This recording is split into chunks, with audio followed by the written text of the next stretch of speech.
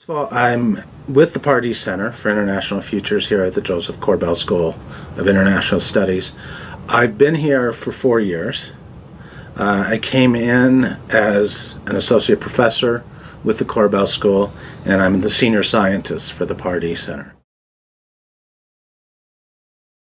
One of the main things that the Pardee Center contributes is the International Futures System.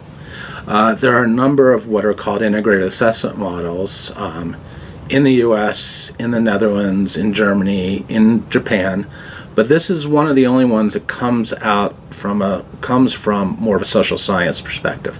Most of the others come from either energy modeling or climate modeling and biophysical modeling. So I think that the work that we do here really fills a niche that is not filled by other places.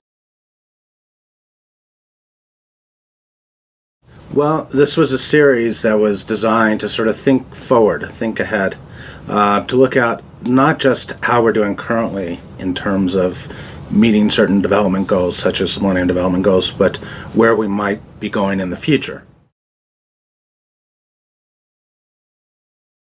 Well, you can think of health, education, and poverty, specifically income poverty, as sort of, in many ways, as sort of end goals.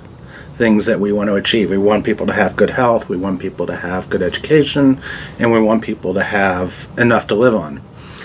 Now, these things, there are a lot of requirements for that. And if you think in terms of ends and means, if those are the ends, what are some of the key means to achieve those?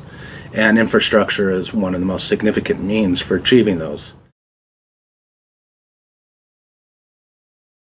One of the things that we did do in this volume, which we had not seen in other work on infrastructure, is to pay close attention to the financial aspects and not just simply come up with an estimate, but to say if countries had to devote the finances to meet the infrastructure goals, at the same time they were trying to achieve further development in education and health aspects, that the resources may not be there for everything at the same time.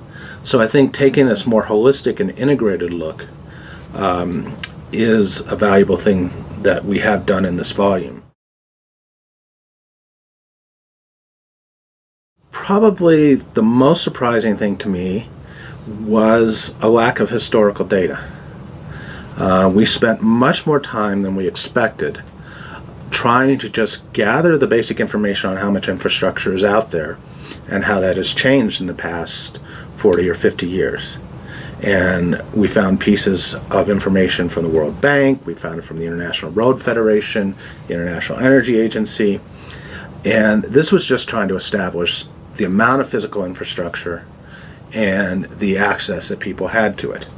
That was more of a challenge than we expected. And then looking at the financial side was even more so. Other surprises,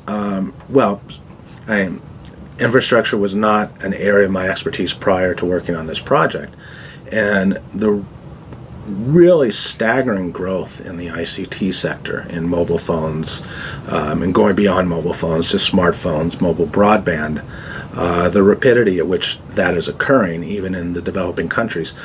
You always hear that it is growing fast, but then when you realize something like more people have access to mobile phones in a lot of developing countries than have access to electricity. So you're more likely in many cases to find a mobile phone in someone's house than a light bulb. These global goals for development require a global effort. And that given everything that we're trying to achieve, that there are countries that are going to have to make tough choices, and the global community has to step up. If we want to see developing countries achieve the whole suite of goals, that at least for a while we are going to have to continue to support that.